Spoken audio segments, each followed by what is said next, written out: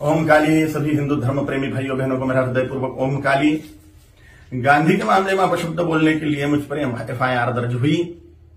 मुझे उसका कोई पश्चाताप नहीं है। गांधी ने किया क्या है हिंदुओं के लिए? विश्वासघात किया है देश का। 14 वोट प्रधानमंत्री पद के लिए सरदार वल्लभ भाई पटेल जी को थे और 1 वोट भी नेहरू को नहीं था, तो भी नेहरू को प्रधानमंत्री क्यों बनाया? और ये वंशवाद की जड़ फैलाने वाले ये गांधी ने पूरे के पूरे कांग्रेस के अन्य प्रतिभाओं का खच्चीकरण कर दिया, अन्य प्रतिभाओं को कुंठित कर दिया। एक वंश गांधी नेहरू वंश का ही बोलबाला करने लग गए। सरदार वल्लभ भाई पटेल के हाथ में अगर तब प्रधानमंत्री पद गया होता था तो भारत अभी सोने की चिड़िया बनता था, भारत अभी जगत गुरु होता था, भारत अभी चक्रवर्ती सम्राट होता था, अमेरिका से भी बड़ी पावर भारत बन जाता था। यह महान विश्वासघात भारत की जनता के साथ में गांधी ने किया, इसलिए मेरे हृदय में तिरस्कार है गांधी के प्रति। हिज हाइनेस श्रीमंत ज्योतिरादित्य सिंधिया जैसे महान प्रतिभाएं कांग्रेस में थी, है, लेकिन इस गांधी नेहरू वंशवाद के कारण उनको व्यवस्थित कार्य करने का मौका ही नहीं मिलता।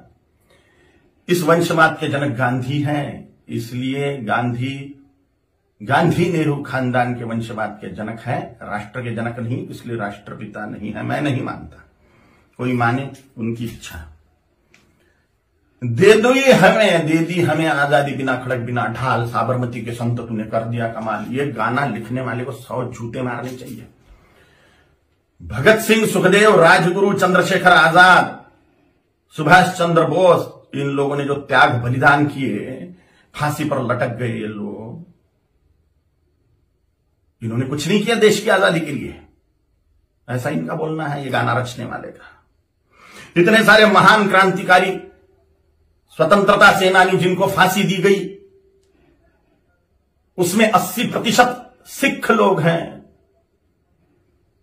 20% अन्य क्रांतिकारी हैं। इन क्रांतिकारियों ने जो अपना त्याग बलिदान किया वह व्यर्थ मान लिया ये गाना रचने वाले ने, सारा का सारा श्रेय गांधी को दे दिया।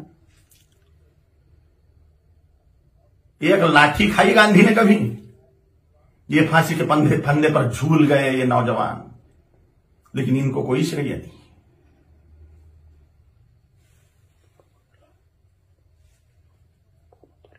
सुखदेव, राजगुरु, भगत सिंह जी की फांसी गांधी रुकवा सकते थे, लेकिन नहीं रुकवाई जानबूझ के, इसलिए तिरस्कार करता हूं मैं गांधी का।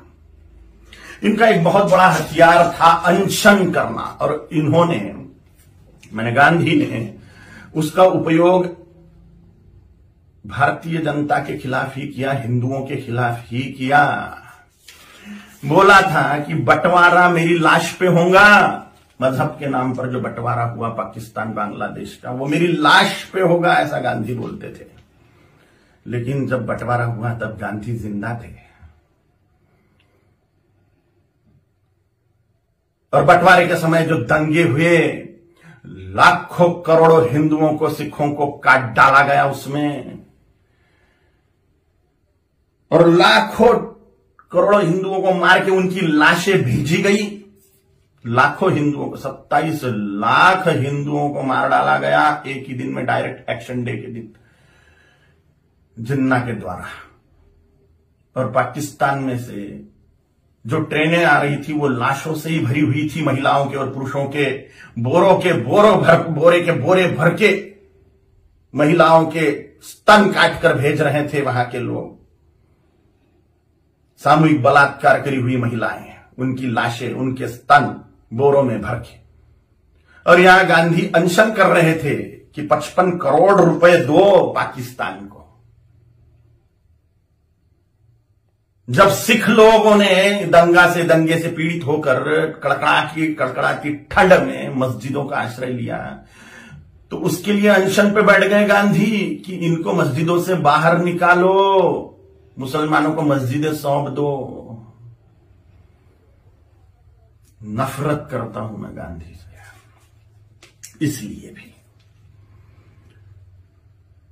पाकिस्तान बांग्लादेश को जोड़ने वाला कॉरिडोर मांग लिया मुसलमानों ने कि भारत को और खाया जाए। गजवाए हिंद के तहत भारत को मुसलमान बना दिया जाए, तो पाकिस्तान और बांग्लादेश को जोड़ने वाला कॉरिडोर, हजारों वर्ग किलोमीटर का कॉरिडोर, इसके लिए गांधी अनशन पे बैठने वाले थे। के शासन को वो दे देना पड़ता था और भारत फिर से बढ़ जाता था। स्वातंत्र वीर सावरकर जी ने गांधी के सामने जातीयवाद तोड़ने की बात कही कि वर्णवाद, ब्राह्मण क्षत्रिय वैश्य शूद्र, यह वर्णवाद और हजारों जातियों में बटा हुआ जातीयवाद, इसको तोड़ दो और हिंदुत्व की धर्म ध्वजा के नीचे सारे हिंदुओं को एक कर दो। तो गांधी ने इसके लिए बात नहीं मानी। ये मांग पूरी करने के लिए अनशन पे नहीं बैठे। उन्होंने कहा जैसा है वैसा रहने दो। डॉक्टर बाबा साहेब आंबेडकर जी ने बोला था कि संस्कृत को राष्ट्रभाषा करो, देश की भाषा संस्कृत होनी चाहिए। तो डॉक्टर बाबा साहेब आंबेडकर की बात को संसद में मनवाने के लिए अनशन पे नहीं बैठे। ये स्वतंत्र वीर सावरकर जी का अवमान मानता हूं मैं, ये डॉक्टर बाबा साहेब आंबेडकर जी का अवमान मानता हूं मैं। ऐसी ढेर बातें हैं, ढेर बातें। कोई राष्ट्रपिता नहीं हो सकता। करोड़ों सालों से राष्ट्र है, उसका काय का पिता 200 साल पहले आया हुआ व्यक्ति कैसे पिता बनेगा? अगर पिता बनाना ही है राष्ट्र का अनिवार्य है, तो छत्रपति शिवाजी महाराज को बनाना चाहिए, गुरु गोविंद सिंह जी महाराज को बनाना चाहिए, राणा प्रताप जी महाराज को बनाना चाहिए, आचार्य चाणक्य जी को बनाना चाहिए। और अभी के महापुरुषों को अगर बनाना है तो सरदार वल्लभ भाई पटेल जी को बनाना चाहिए, क्योंकि पूरे राष्ट्र कुल को एकत्रित करने वाले सरदार वल्लभ भाई पटेल हैं। छोटी छोटी रियासतों के टुकड़ों को एकत्रित करते हुए पूरे राष्ट्र को एक सूत्र में बांधने वाले सरदार वल्लभ भाई पटेल हैं, जिन्होंने राष्ट्र में जो टुकड़े टुकड़े थे उनको एकत्रित किया। राष्ट्र कुल को एकत्रित जिस व्यक्ति ने किया उसको ही राष्ट्रपिता का सम्मान मिलना चाहिए, ना कि हिंदुओं से पार्शियलिटी करने वाले गांधी को। अगर वो कॉरिडोर मिल जाता था पाकिस्तान बांग्लादेश को, तो हिंदुस्तान कब का मुसलमान बन चुका होता था। धन्यवाद है, कोटि कोटि धन्यवाद है महात्मा नाथुराम गोडसे जी को। उनके चरणों में साष्टांग नमस्कार है मेरा कि उन्होंने अपना बलिदान देके हिंदुस्तान को मुसलमान बनने से बचा लिया। गजवाए हिंद फेल कर दिया महात्मा नाथुराम गोडसे जी ने। कोटि कोटि धन्यवाद है उनको। महात्मा गांधी नहीं, महात्मा नाथुराम जी गोडसे हैं। और अगर सच बोलने की सजा मृत्यु है तो स्वीकार है।